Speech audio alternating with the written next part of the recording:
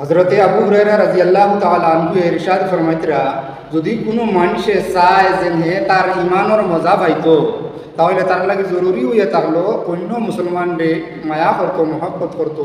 আর মায়া আর মহব্বতটা হইতো শুধুমাত্র আল্লাহ তাবারক তাআলারে রাজি আর খুশ করার লাগিয়া। ভাই, মুসলিম শরীফের মধ্যে হাদিস আইছে যে নবী করিম সাল্লাল্লাহু আলাইহি ওয়াসাল্লাম ইরশাদ ফরমাইতরা যে এক মানুষ হে অন্য এক মানুষের লোকে দেখা সাক্ষাৎ করার লাগিয়া বেলেগ এখন গাঁৱৰ মাঝে যাওয়াত আসলো। ও যাওয়ার সময় আল্লাহ তাবারক তাআলা একজন ফরিস্তারে পাঠাই দিয়েছেন ও জানেওয়ালা মানুষের রাস্তার মধ্যে। যখন এই মানুষ যাইতে যাইতে গিয়া ও ফরিস্তার দ্বার পর্যন্ত গেছে গিয়া হারলে ফরিস্তা এই প্রশ্ন করলা, বাবা তুমি খানো যাইতায়? বলতে আমি ফলানা গাঁৱত ফলানা মানুষের লোকে সাক্ষাৎ করার লাগি যাই। আর তখন ফরিস্তায় জিজ্ঞাসা করলা, তুমি কি তার কাছে টাকা পয়সা পাও নাকি নতুন যারায়?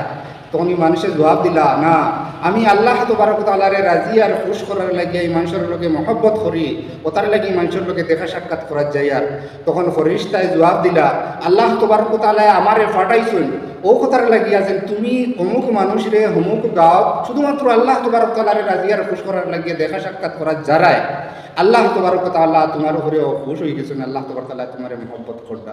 ভাই, আজ আমরা ইমান থাকার পরেও আমরা ইমানের মজা পাইয়ার না। কারণ এটা হলো আমরা একে অন্যর লোকে বিরাট হিংসা, বিরাট জ্বলন। আপনার যদি খারবার বালা হয়ে যায় আমার জ্বলের, আমার যদি বালা হয়ে যায় আপনার জ্বলের, আপনার যদি আওলাদ বেশি তাহলে আমার জ্বলের, আমার যদি আওলাদ বেশি আপনার জ্বলের। ইলা অবস্থা হইলে ভাই আমরা তো চলতো না, আমরা ইমানের মজা পাইতাম না। ভাই, নবী করিম সাল্লাল্লাহু আলাইহি ওয়াসাল্লামে কইতরা, ইমানের মজা যদি পাইতে চাও তাহলে তোমার ভাই আরো কোনো মুসলমানকে তুমি বালা পাও আল্লাহ তাবারক তাআলারে রাজি আর খুশ করার লাগিয়া। আল্লাহ তাবারক তাআলা আমরারে সহি শুদ্ধভাবে বুঝার, গুনার আমল করার তৌফিক দান করুন।